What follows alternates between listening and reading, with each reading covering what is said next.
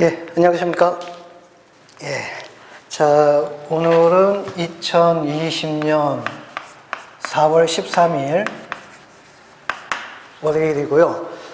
이번 과정은 회계의 가장 기초라고 할 수 있는 회계 원리 또는 기초회계 부분을 공부하도록 하겠습니다. 그리고 저는 여러분들과 같이 회계 원리를 같이 공부하게 될 공인회계사 천승호라고 합니다. 본격 수업에 들어가기 앞서가지고요. 우선 잠깐 여러분들이 앞으로 공부를 하시는데 도움이 될 만한 부분을 먼저 소개해드리고 그 다음 본격 진도 수업 들어가도록 하죠. 자, 우선 저에 대해서 잠깐 한번 이제 소개를 해드려야겠는데,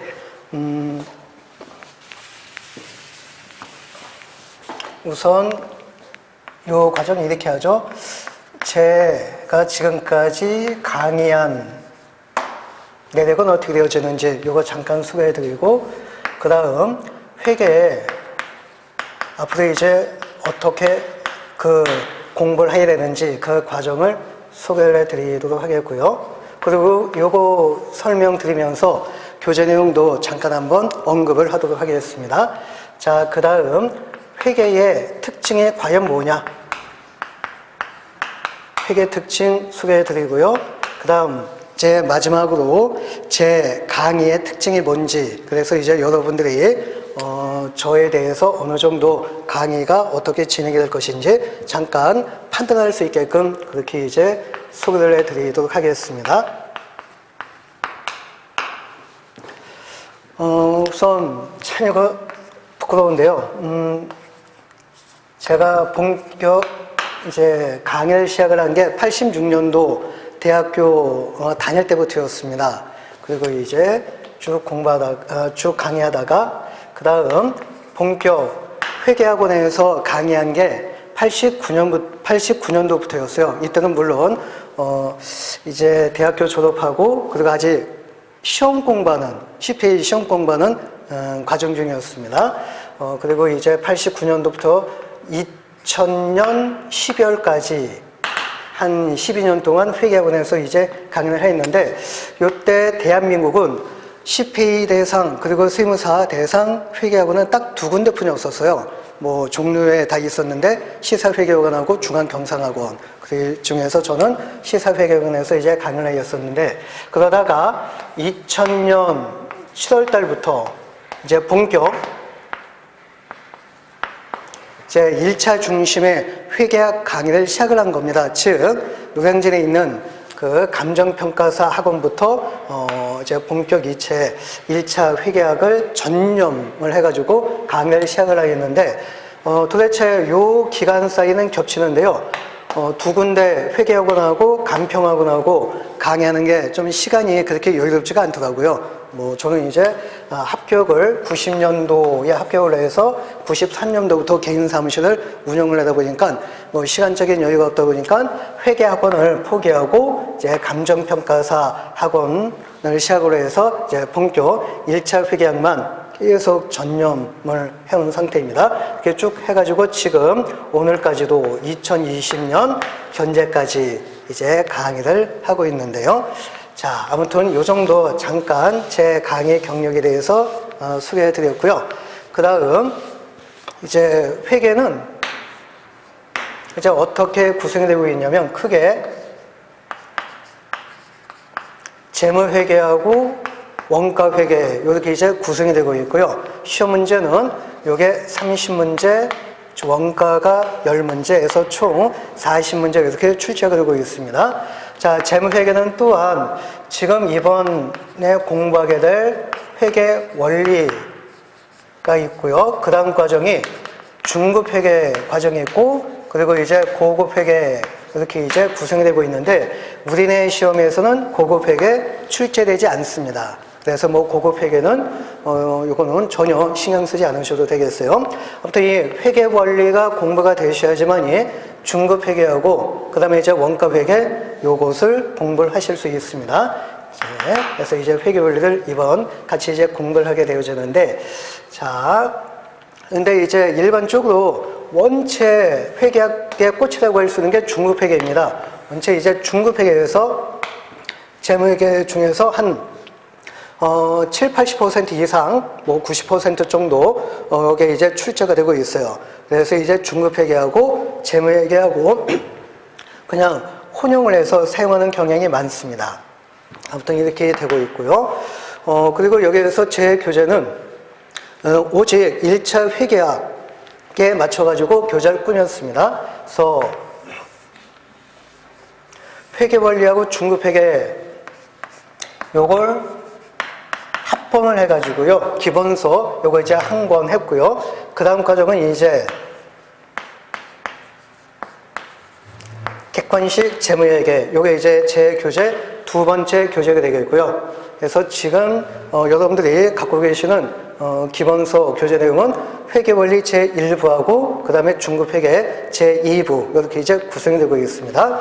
자, 그 다음 원가회계 보세요. 원가회계는 10문제뿐이 출제되지 않습니다. 그래서 요게 맞춰가지고 10문제뿐이 출제되지 않는데 얘도 기본서하고 객관식 교재 두 권으로 한다면 좀 부담이 크실 것 같아요. 그래서 저는 원가회계는 기본서하고 이제 객관식 문제집을 합본을 해가지고 한 권으로서 원가회계 공부하실 수 있게끔 그렇게 이제 꾸며놨습니다. 그래서 총 1차 회계 감정평가사 관세사와 관련된 제 교재는 총 3권입니다. 기본서 재무회계하고 그리고 재무회계 문제집 그리고 이제 원가회계는 기본서하고 문제집을 합본을 했고 기본서 재무회계는 회계원리하고 중급회계 이걸 이제 합본을 하였습니다. 예.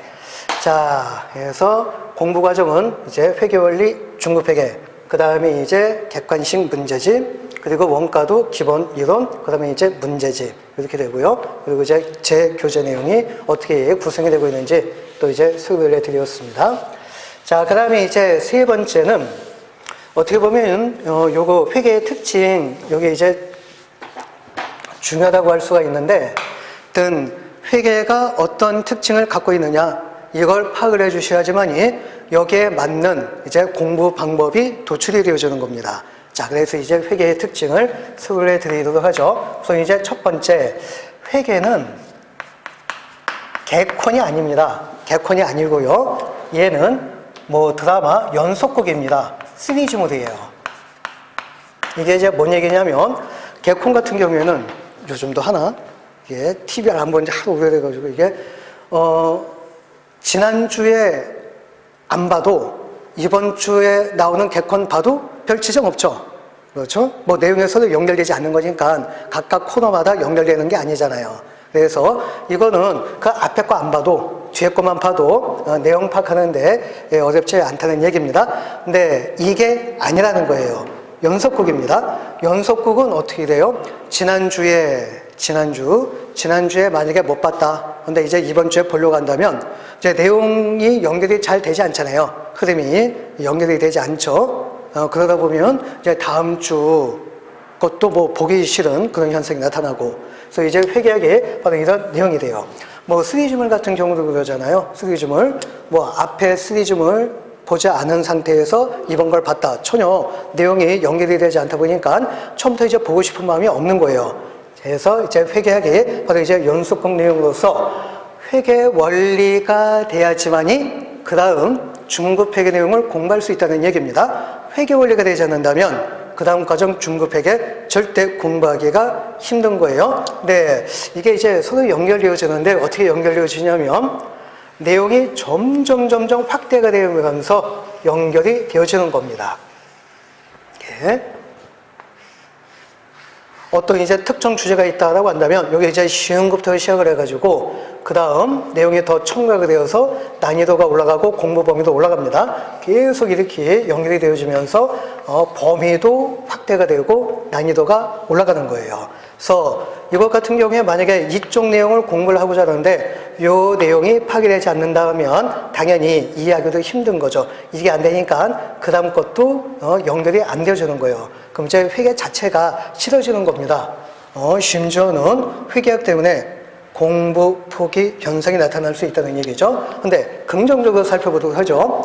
이게 된다면, 쉬운 것부터 이게 되어진다면 그 다음 과정도 난이도가 올라가지만은 쉽게 접근이 되어지는 거고 그 다음 단계도 쉽게 접근을 할 수가 있다는 얘기입니다. 예, 그래서 이렇게 내용이 점점 확대가 되어지는 거니까 회계 원리 때부터, 기초회계 때부터 제가 설명드린 내용 부분에 대해서 여러분들이 열심히 공부해 주신다면 그 다음 과정, 다음 과정, 그 다음에 최고 난이도의 문제라 할지라도 아주 쉽게 이해가 되고 시간 내에 충분히 풀 수 있는 그런 유형의 문제로서 여러분들 앞에 불복을 할 겁니다. 예.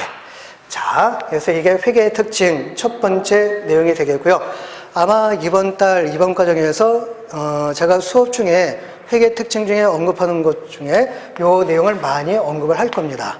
요걸 언급을 할 거예요. 이게 돼야지만 그 다음 과정 중급 회계 앞쪽 부분을 이해할 수 있고 그 다음 뒤쪽 부분을 이해할 수 있고 객관식 문제 이런 부분을 충분히 60초 이내에 풀 수 있을 겁니다. 그래서 이 표현을 회계 원리 과정에서 좀 많이 할 거예요. 그 다음 두 번째 특징은 요겁니다. 자, 이제 회계 이거는 아마 이건 제가 표현하는 것보다도 여러분들이 표현하는 게 더 많을 거예요. 야, 진짜 회계학 공부한 것 같은데 다음 주에 또 공부하려고 보니까 하나도 생각나는 게 없다고요. 즉 회계학은 휘발성이 진짜 높은 과목입니다. 휘발성이 겁나 많아요. 이게요. 그렇게 열심히 공부하고 아마 1차 과목 중에서 시간 투자 제일 많이 하는 과목이 회계인데도 불구하고 열심히 공부했는데도 불구하고 나중에 이제 또 그 해당 부분을 공부하려고 본다면 그리고 전에 풀었던 문제 또 풀려고 본다면요 생각도 잘 안 나고요. 전에 풀렸던 문제도 또 잘 풀리지도 않고 계속 이제 틀리는 그런 현상이 이제 나타날 겁니다. 이게 이제 휘발성이 강하다. 그렇게 이제 여러분들이 표현을 하는데, 자, 이 아무리 휘발성이 강하다 할지라도, 여러분들이 좀 더 열심히 공부해 주신다면, 즉, 여타 과목에 비해서 복습하는 시간을 조금만 더 투자를 해 주신다면, 예. 아무리 휘발성이 강한 과목이라 할지라도 뭐 나중에 공부를 해도 금방 이해가 되고 그리고 나중에 전에 풀었던 문제 풀어봤는데도 쉽게 또 시간 내에 풀 수 있는 그런 부분이 되어질 겁니다. 예, 그래서 제가 매 시간 끝날 때마다 요거 굉장히 강조를 할 겁니다. 가끔 가다가 뭐 요거 질문을 하시는데 예습은 절대 하지 마세요. 회계학은 예습하면 오히려 더 시간 낭비입니다. 어차피 모르는 분야인데 예습한다고 해가지고 이번 시간 수업 들어오셔가지고 수업 받는데 많이 도움이 되느냐? 아닙니다. 똑같아요. 예습 안 한 상태에서 여기 공부를 하셔도 충분히 이해할 수 있게끔 제가 설명을 드리도록 할 겁니다. 예습할 시간이 있다면요 오히려 복습하는데 시간 투자를 더 해주시길 바라겠습니다. 그만큼 회계는 예습보다도 복습이 굉장히 중요하다는 겁니다. 그거는 앞에 요 휘발성이 강한 과목이기 때문에 요 휘발성을 좀 극소화시키기 위해서는 복습을 좀 많이 해주시길 바라겠어요. 아마 이 내용은 저뿐만이 아니고 회계학을 강의하시는 모든 분들이 예습은 필요 없습니다. 대신 복습만큼은 철저하게 해주세요. 아마 다 여러분한테 이걸 이제 부탁을 드릴 거예요. 그래서 저 같은 경우에도 복습만큼은 진짜 여러분들이 실직 날 정도로 제가 복습하세요. 복습만큼은 제가 챙길 겁니다. 예, 그만큼 복습이 중요하기 때문에 그런 겁니다. 예. 자, 그 다음 세 번째 특징은요.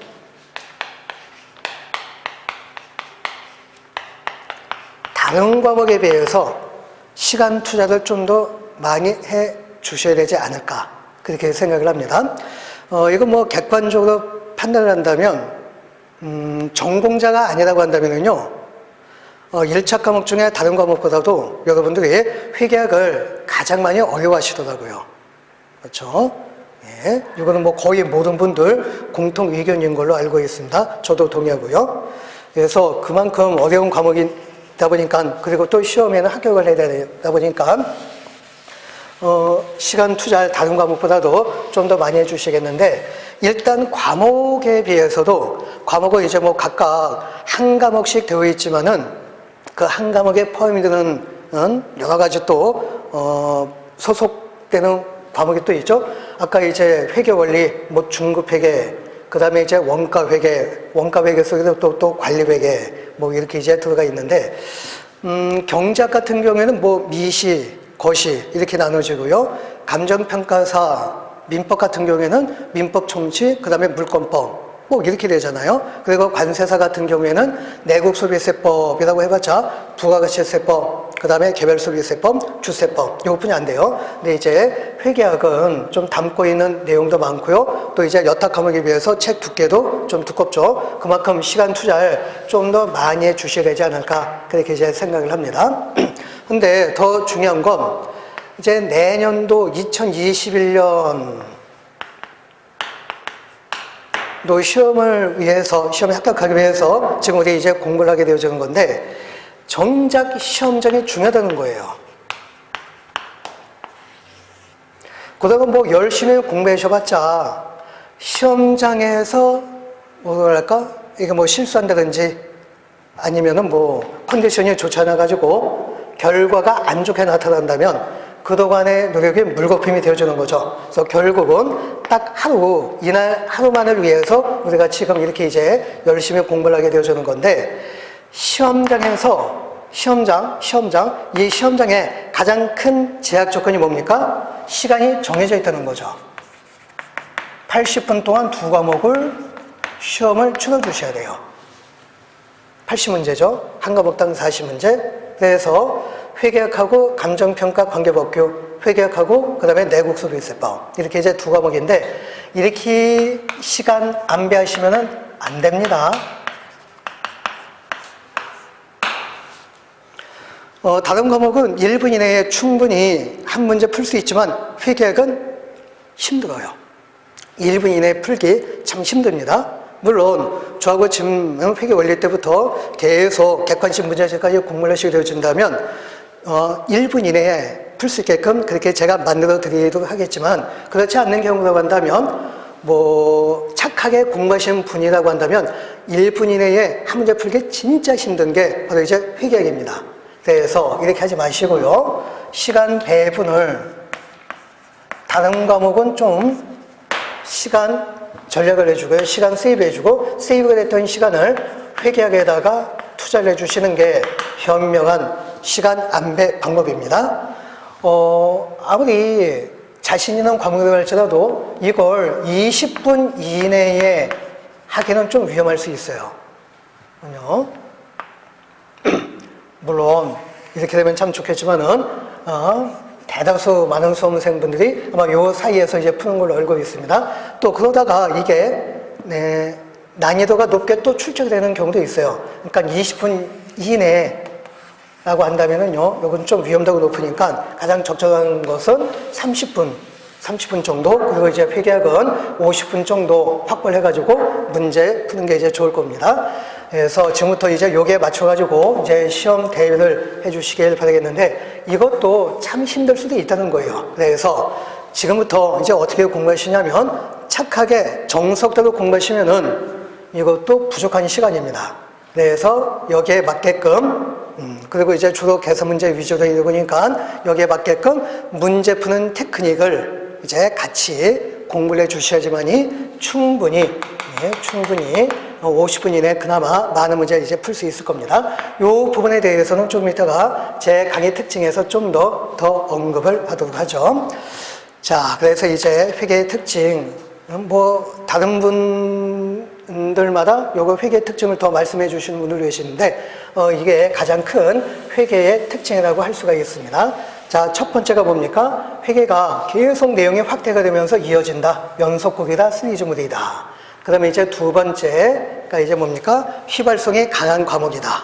그리고 세 번째가 다른 과목에 비해서 시간이 절대적으로 불리한 과목이 회계학이다. 뭐 그렇게 회계의 특징을 요점 정리를 할 수가 있습니다.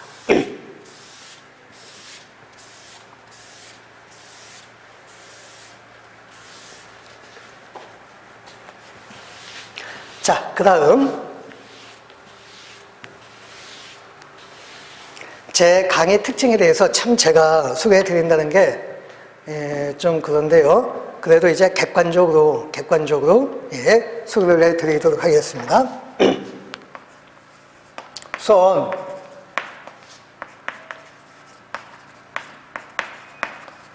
(1차) 회계에 딱 맞게끔 그렇게 이제 강의 준비를 철저하게 했습니다. 뭐 회계학원 떠난 지 이제 하도 오래됐으니까 주관식 문제 그런 감각은 이제 다 사라졌어요. 하지만 1차 회계학만큼은 대한민국 어떤 회계학 강사보다도 자신 있다고 제가 그렇게 감히 여러분한테 말씀을 드릴 수가 있습니다. 이렇게 말씀드릴 수 있는 근거는 1차 회계학을 위해서 제가 강의 준비한 거, 연구한 거 믿기 어려우시겠지만 상상 초월입니다. 여러분들이 시험 공부하시는 것보다도 더 제가 시간 투자를 더 많이 할 겁니다. 강의 준비하고 교재 연구하고 강의 연구하고 하는데 이런 부분에 대해서는 여러분들이 이제 오늘부터 제 수업을 들으시면서 여러분이 아마 직접 경험을 해 주셔야지만이 저 양반 말이 맞다 틀리다 그걸 이제 아실 수 있을 거예요. 그래서 저는 오직 1차 회계학 객관식 회계학에 맞게끔만 강의를 하도록 하겠습니다. 자, 그 다음 절대 고득점을 위한 강의가 아니에요. 1차는 절대평가죠. 과락 없이 평균 60점 이상만 받으면 통과가 되는 겁니다. 그래서 아까 말씀드린 회계의 특징 때문에 고득점을 하기 위해서는요, 시간 투자, 와, 이거 뭐 엄청나게 됩니다. 이게 우리가 뭐 회계를 전공할 것도 아닌데, 합격하고 난 다음에 내가 직업으로서 평생 갖고 갈 업무가 이게 아닌데, 뭐 이렇게 어려운 과목에 대해서 그렇게 시간을 과하게 투자할 필요가 뭐가 있습니까? 그럴 필요 없습니다. 합격만 하면 됩니다. 진짜 고득점은 2차 과목에서 해주셔야 돼요. 2차 과목에서 뭐 수석이냐 아니면 고득점이느냐에 따라서 여러분들이 평생 직업 앞으로 이제 운이 이제 갈릴 수 있기 때문에 그렇죠. 그렇다고 해서 명과락 과락만 면하기 위해서 하는 강의도 절대 아닙니다. 한번 여러분들 잘 생각을 해보세요. 어떻게 딱 40점에 맞게끔 공부할 수 있나요? 나는 40점만 받을 거야. 그러면 실제 시험장에서 딱 40점만 받을 수 있나요? 또 40점만 받기 위해서는 도대체 어느 정도까지 공부를 해야 될까요? 공부 범위를. 여러분들이 이걸 맞출 수 있다면 시험 공부하지 마세요. 시험 공부하지 마시고요. 차라리 그냥 로또 사세요. 아니, 시험은 40문제 중에서 명과락하기 위해서 이게 15문제입니까? 16문제입니까? 이게요. 어떻게 이거 딱 정확하게 맞추고 요것만 맞추고 또 요거에 맞게끔만 시험 공부 범위를 어떻게 정할 수 있습니까? 로또는 몇 개야 이게? 45개 중에서 6개 맞추는 거예요. 이게 더 쉽겠다 이것보다도. 그러니까 지금 시험 공부 처음 시작하시는 분들은 이제 뭐 명가닥 이런 거 뭐 생각 안 하시지만 이제 점점 시간이 흘러가가지고요. 2020년 12월 정도가 되면은 이제 2021년 시험이 얼마 남지 않았죠. 그래서 그동안 공부를 좀 소홀히 하신 분들은 합격하고 싶은 마음은 드는데 아직 실력은 그 정도는 아닐 것 같고 회계학에 대해서 그래서 이제 요거에 대한 생각이 점점 엄습해 올 겁니다. 꽈락만 면하면 이제 합격할 것 같은 그런 느낌을 이제 받게 되는 거죠. 절대 이거 어렵습니다. 물론 여기에 작전이 적중하시는 분들 계세요. 근데 그런 분들은 극소수이고 그분들도 시험이 끝났으니까는 운이 따라가지고요. 시험에 합격한 거지 그 전까지는 살 얼음 위를 걷는 그런 심정일 겁니다. 즉 운은 내가 통제할 수 없는 거예요. 내가 통제할 수 있는 것은 내 실력입니다. 내 실력이에요. 그래서 이제 꽈락을 면하기 위해서 절대 공부하지 마세요. 회계학 꽈락만 면하면 합격시켜주겠습니다. 그런 시험 공부 없잖아요. 모든 과목 꽈락 없이 평균 60점 이상이 돼야 되는 겁니다. 즉 회계학 꽈락 면하다 할지라도 60점을 못 넘겨가지고 떨어지는 분들도 부지기수입니다. 그래서 제 수업은 여기 이제 이걸 위한 강의도 절대 아닙니다. 그러면 굳이 점수대를 표현을 한다면은요, 50점대, 60점대가 딱 적정하다. 이렇게 하면 시간적인 낭비라든가 시간적인 스트레스 받지 않고 어려운 회계학을 공부할 수 있는 적정 점수대라고 생각을 하고요. 그 다음 문항수로 따진다면 40문제 중 20개 내지 30개 사이만 풀고 점수 맞추면 되는 겁니다. 그래서 제 강의는 철저하게 고득점을 위한 과목도 아니고요, 고득점을 위한 강의도 아니고 꽈락만 면하자는 그런 강의도 아닙니다. 여기에 맞게끔 철저하게 강의 준비를 하는 겁니다. 네. 자, 이렇게 하기 위해서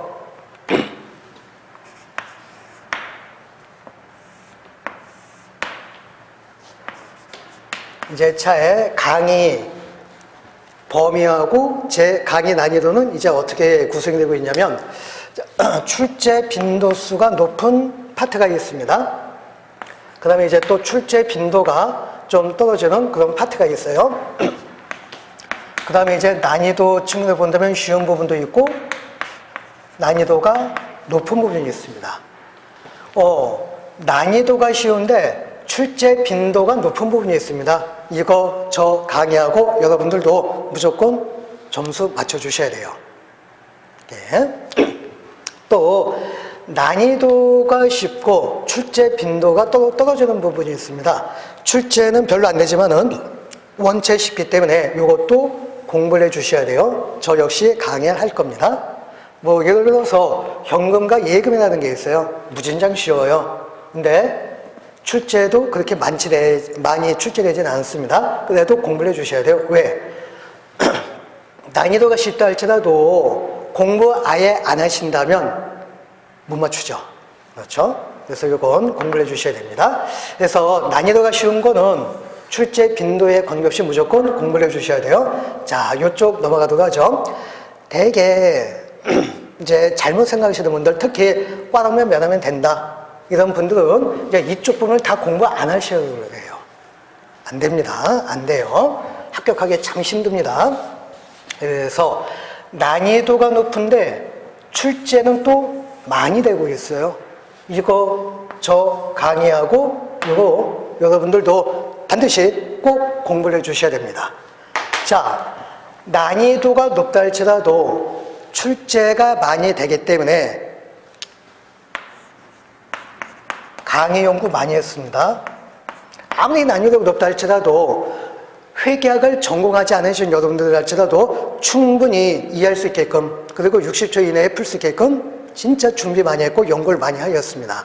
하나 예를 든다면 요건 이제 중급회의에서 공부를 하시게 되어질 건데, 현금 흐름표라는 게 있습니다. 현금 흐름표. 많은 분들이 공부 안 하고 제끼고 싶어 하는, 근데 출제 빈도가 높아요. 그럼 어떻게 해야 될까요? 공부를 하셔야 돼요. 현금 흐름표 난이도가 높은데 차라리 그냥 딴 거 공부해가지고 점수 더 맞추는 게 좋지 않냐? 안 됩니다. 출제 빈도가 높다고 했잖아요. 이건요. 그래서 어떻게 하냐면 현금 흐름표 진짜 연구를 많이 해가지고요, 요것만 하시면은 현금 흐름표 60초 이내에 풀 수 있습니다. 자, 현금 흐름표 원리 이겁니다. 10원을 20원으로 고치고자 합니다. 그럼 얼마를 더해주면 되죠? 아니, 넌센스 아니에요? 그렇죠.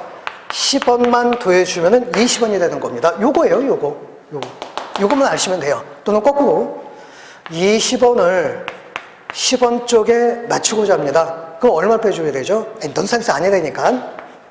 10원을 빼주면은 10원이 나오잖아요. 이게 현금표의 원리입니다. 그리고 이렇게 해서 답을 구해주면 되어주는 거예요. 쉽잖아요, 이건요. 여러분들 조카도 충분히 풀 수 있을 겁니다. 그만큼 회계학을 전공하지 않으신 비전공자에 맞춰가지고 진짜 준비 연구 많이 하겠습니다. 그래서 난이도 높은 거. 또 하나, 그 법인세 회계라는 게 있어요. 이것도 출제 빈도 높아요. 그래서 가끔 어떤 수험생분들은 야, 이거 법인세법을 알아야지만이 법인세 회계 이거 출제 많이 되는 거 이거 이해하고 풀 수 있는 거 아니야? 아닙니다. 세법 몰라도 돼요. 그만큼 제가 연구를 많이 하겠습니다. 예. 그래서 이런 부분들은 난이도가 높다 할지라도 출제 빈도가 높기 때문에 반드시 여러분들 공부해 주셔야 되겠고, 저는 전공하지 않으신 여러분들도 충분히 이해할 수 있게끔 연구를 많이 하였습니다. 앞으로도 연구 많이 할 거예요. 자, 이거요, 이거. 저는 절대 요거 강의하지 않습니다. 난이도는 높은데 출제는 별로 안 되어주는 거. 이런 것들 부지기수 많아요. 10년 중에 한 번만 출제가 되어지는 게 있어요. 진짜 있어요. 이런 거 이제 중급회계 수업 들어가면서 이런 것도 언급하고, 그래서 저는 강의하지 않을 겁니다. 언급을 할 겁니다. 그리고 10년 중에 2번 정도 출제되는 게 있어요. 그러니까 5년에 한 번꼴. 그리고 어떤 파트는 출제 한 번도 안 됐던 것도 있어요. 근데 이걸 언급을 해느냐? 이걸 공부하시는 분들이 계시더라고요. 이걸 공부하신다는 것은 강사가 강의했기 때문에 그런 게 아닌가 하는데, 아무튼 이건 뭐 강사마다 뭐 강의하는 범위라든가 뭐 그런 것들은 다 제가 그러니까 이거 뭐 제가 어떻게 뭐라 할 수가 없는 부분이지만은, 하여튼 다른 분들은 강의하신다 할지라도 저 같은 경우 이건 절대 강의하지 않습니다. 이런 것들 전엔 강의했거든요. 아까 제가 감정평가사 1차 회계 2000년 7월 달부터 강의했다고 그랬죠. 처음에는 12년 동안 회계학원에서 강의했던 것 때문에 이런 부분들도 강의를 하였는데, 나중에 실제 수험생분들이 찾아오셔가지고요, 저한테 조언을 해주시더라고요. 저 회계사님, 이거 강의하셔도요, 우리 이거 공부 안 해요. 이거 공부하는 것보다 다른 부분 더 공부해가지고 점수 얻는 게 더 쉽기 때문에 이런 거 공부하지 않습니다. 그래서 이렇게 저한테 말씀을 하시더라고요. 그래서 이런 부분들 초판, 2000년 7월달 초판이 나왔을 땐 이런 부분까지 담고 강의를 했는데, 아마 이게 2판, 3판 때부터는 이런 부분을 다 싹 빼버렸어요. 그리고 지금 이제 14판인데, 책에서 뺐다는 것은 강의할 필요가 없다는 거죠. 강의하지 않은 겁니다. 그래서 이런 것들만, 이런 거 공부하지 않아도요, 이런 부분만 공부해 주셔도 충분합니다. 오히려 이걸 공부하시면은 점수를 더 깎아먹을 수 있어요. 이거 한 문제 푸느니 딴 문제 2문제 푸는 게 더 나아요. 그렇지 않겠습니까? 예? 이거 한 문제 풀어가지고 2문제 희생당하는 것보다도 어떤 파트는 3문제가 희생이 되는 게 있어요. 그러니까 오히려 더 이거 공부하면 할수록 마이너스가 되어지는 거죠. 그래서 저는 절대 요 부분은 강의하지 않을 겁니다. 요거는 이제 수업 중에 뭐 회계원에서는 이런 건 없고요. 중급 회계 파트 가면은 이런 부분들은 이런 이유 때문에 저는 강의하지 않겠습니다. 여러분들도 공부하지 마시고 차라리 이걸 공부할 시간이 있다면 다른 부분을 공부하시는 게 더 득점상 효율적인 공부 전략입니다. 언급을 하도록 하겠습니다. 예. 자, 이렇게 해서 이제 제 강의 특징도 이제 설명을 드렸는데, 이제 매 수업마다 이제 수업 진행을 이제 어떻게 할 거냐면요.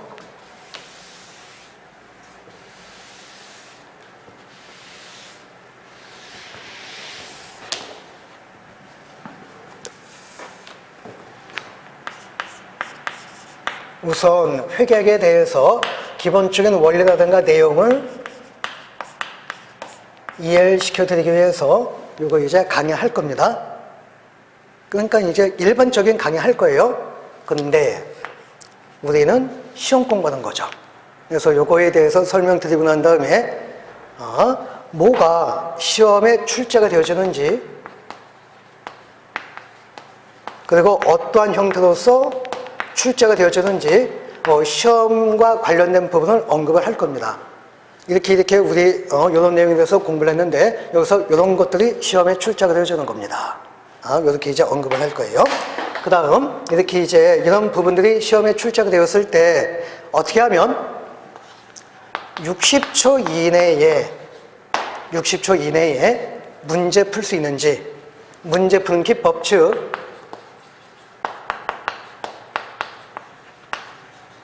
속전속결법에 대해서 소개를 해드리고, 소개만 해드리는 것이 아니고 이 자리에서 여러분들이 실제 적용할 수 있게끔 그래서 어떤 문제에 대해서 60초 이내에 풀 수 있는지 거기에 대해서 이제 꼭 활용을 하는 시간을 갖도록 하겠습니다. 어떤 문제는요, 이거 쭉쭉 설명드리고 이런 게 출제되었습니다. 그래서 이제 기출문제를 이용을 해서 자, 여러분들 요거 문제 읽자마자 정답이 보이죠? 딱 1초 만에 풀 수 있는 부분이 있어요. 난이도가 쉽지가 않은 거예요. 난이도가 어려운 부분인데도 불구하고 요거 제가 이끄는 방향에서 이렇게 접근을 해주신다면 문제 읽자마자 딱 정답 몇 번 그렇게 이제 만들어 드리도록 하겠습니다. 또 어떤 부분은 2020년도 공인회계사 시험에서 출제가 되어졌던 건데 나중에 이제 중급회계에 가보시면은 상각후원가 측정 금융자산, 기타 포괄선유 공정가치 측정 금융자산, 채권 파트 엄청 어려운 부분이 나옵니다. 엄청 어려운 부분이 나요. 요 부분 물론 이제 설명드릴 겁니다. 그리고 어떤 부분이 출제되어지는지 언급을 할 겁니다. 그리고 원칙적인 방법에 의해서 접근을 한다면 한 3분 정도 걸리는데 거기에서 1분 이내에 풀 수 있는 방법 소개를 해드리고요. 또 더 나아가서 2020년 공인회계사 문제 5초 정도면 풀 수 있는 그런 속전속결법도 꼭 소개를 해드리도록 하겠습니다. 예. 물론 그 전에 미리미리 이제 바닥을 다질 거예요. 바닥을 다질 겁니다. 그래서 이제 나중에 5초 만에 개성의 띠리릭 조작에 의해서 답을 구할 수 있는 그런 부분도 소개해드리고 여러분들도 한번 실제 계산기 두들겨 보세요. 예, 여러분들이 주인공이잖아요. 그래서 여러분들이 풀 수 있게끔 그렇게 이제 만들어 드리도록 하겠습니다. 그러면은 이제 충분히 내년도 1차 시험장에서 50분 이내에 이제 회계학을 그나마 이제 많은 문제 많이 이제 풀 수 있고 많은 문제 정답을 맞출 수 있을 겁니다. 그럼 이제 무난하게 안정권에 위해서 분명히 여러분들이 시험에 합격을 하실 거예요. 네. 자, 이제 정리하도록 하죠.